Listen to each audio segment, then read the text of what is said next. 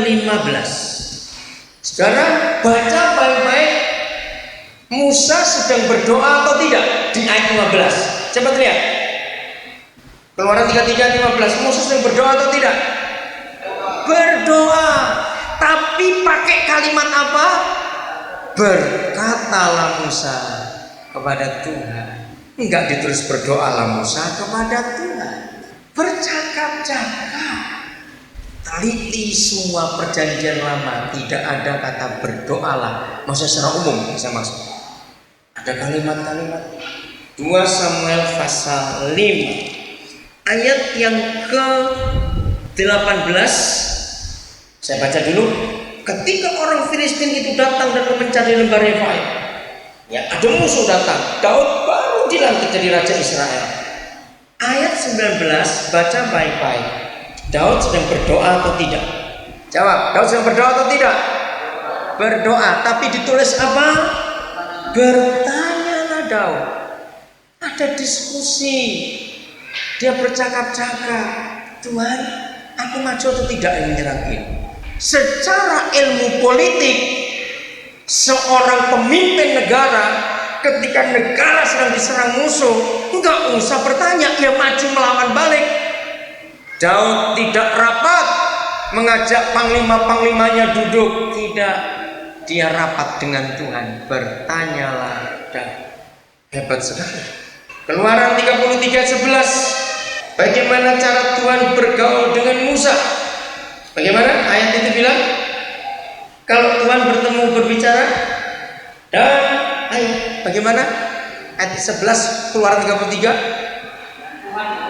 Iya. Seperti berhadapan muka, seperti berbicara pada temannya. Ini doa. Tapi dalam bahasa Alkitab tidak ada kata doa. Bergaul, bercakap-cakap, diskusi. Tuhan ngomong, Musa menjawab. Musa berbicara, Tuhan menjawab.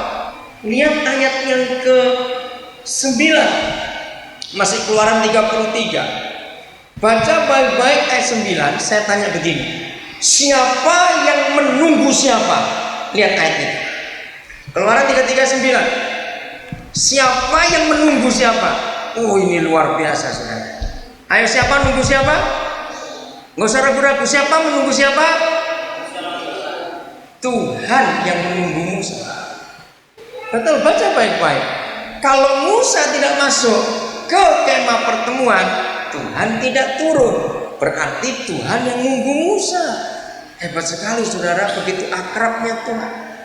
Mazmur 25 ayat 14. Nah, saya ingin saudara mengerti dulu fondasi doa dalam Alkitab ini, sehingga kita tidak hanya jadi orang Kristen yang pintar memerintah Tuhan. Terus terang saudara, saya belum pernah ketemu orang Kristen doa syafaat, doa bukan rohani. Itu doa yang benar. Hampir semua doa syafaat, doa bukan rohani, isinya bentak-bentak Tuhan, perintah Tuhan, sambil teriak-teriak begitu. Tuhan yang tidak kaget kita bentak-bentak dalam doa peperangan itu tadi. Tuhan selamatkan Tuhan, Tuhan begitu. Ya atau tidak? Karena kita salah konsep. Jadi kalau kita doa syafaat hanya melontarkan kata-kata ke udara, Tuhan bingung. Lalu yang kerja ini siapa? Kamu cuma merintah aku terus. Benar? Sudah baca Mazmur 25 ayat 14? Siapa yang berinisiatif bergaul karib? Baca baik-baik. Siapa berinisiatif bergaul karib dengan siapa? Ini kan mengagumkan. Dan gak hanya bergaul, kata karib itu indah sekali. Tuhan yang rindu, yang berinisiatif bergaul karib dengan kita yang takut akan Dia. Dan hasilnya itu yang penting. Maka apanya? Perjanjian diberitahukan kepada sahabat karibnya, yaitu gereja. Jadi kalau saudara dan saya mau menanggapi, meresponi Tuhan yang mengajak kita bergaul karib dalam doa syafaat, dalam doa peperangan rohani, maka ada instruksi dari surga. Kita mesti begini dan kita harus begini. Nah, instruksi itu yang kita kerjakan, maka hasilnya doa itu dijawab oleh Tuhan. Contoh saja, maafin secara umum, masih banyak sampai hari ini orang Kristen. Maka itu siswa kita, kalau kalian begitu hari ini bertobat. Kalau diperintah, saudara, hari Kamis depan kita doa puasa. Biasanya Rabu malam makan kenyang-kenyang karena Kamis mau puasa. Saya mau beritahu kepada saudara secara metabolisme tubuh, kalau besok mau puasa, malamnya ini kita makan kenyang-kenyang, besok malah lapar, cepet lapar. Sebab waktu kita makan kenyang-kenyang, malam tidur tenaga habis untuk mengolah makanan itu, besok bangun langsung lemes. Jadi salah konsepnya. Saya belajar puasa dari Musa. Musa itu puasa tidak pernah tahu kalau dia itu harus puasa. Waktu Tuhan minta, Musa kamu naik, Tuhan gak bilang puasa, juga gak bilang berapa hari. Baca baik-baik kitab Keluaran. Tuhan hanya bilang, Musa kamu naik, aku mau bicara dengan engkau. Musa naik. Dan waktu Musa naik, langsung Tuhan dan hadiratnya menguasai Musa. Begitu asiknya, begitu sibuknya Musa dengan Tuhan, sampai dia gak sempat makan, gak sempat minum. Jadi puasa yang benar itu bukan berapa lamanya tidak makan, bukan berapa lamanya tidak minum, tidak. Juga begini kok puasa, jangan seperti ini.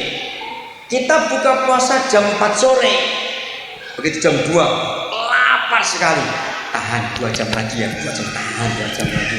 Jam 3, puji Tuhan 1 jam lagi. Begitu jam 4, makan banyak-banyak. Itu saya bukan puasa, itu cuma menunda waktu makan saja. Kalau begitu, awas yang puasa model itu bertobat semua hari ini. Jadi lagi sekali, puasa itu bukan jamnya, bukan berapa lamanya tidak makan tidak minum, bukan saudara. Puasa itu begitu asiknya kita bergaul dengan Tuhan sampai lupa makan, lupa minum. Begitu Musa sadar, dia nggak tahu kalau itu sudah 40 hari, dia tidak tahu. Jadi 40 hari itu Musa tidak tidur, tidak minum, tidak makan, tidak mandi, tidak kencing, tidak berak. 40 hari. Ini betul, baca baik-baik kitab suci itu. Karena buat Musa itu seperti beberapa menit saja lewat, ternyata 40 hari. Inilah puasa yang benar, enggak dibatasi oleh waktu, tapi mencari Tuhan sambil bertemu dengan Dia, asik pacaran dengan Tuhan, lupa yang lain. Katakan amin. Ini arti puasa. Jadi bukan enggak makan, enggak minumnya. Awas kalau puasanya model begitu. Jadi seharusnya waktu kita puasa bukan puasa seperti agama-agama itu, menunjukkan di depan orang kalau kita lagi puasa. Tidak, justru kita sendiri dengan Tuhan, meninggalkan kesibukan yang lain, hanya menyendiri dengan Tuhan. Bicara, cerita, enak sekali. Itu namanya puasa.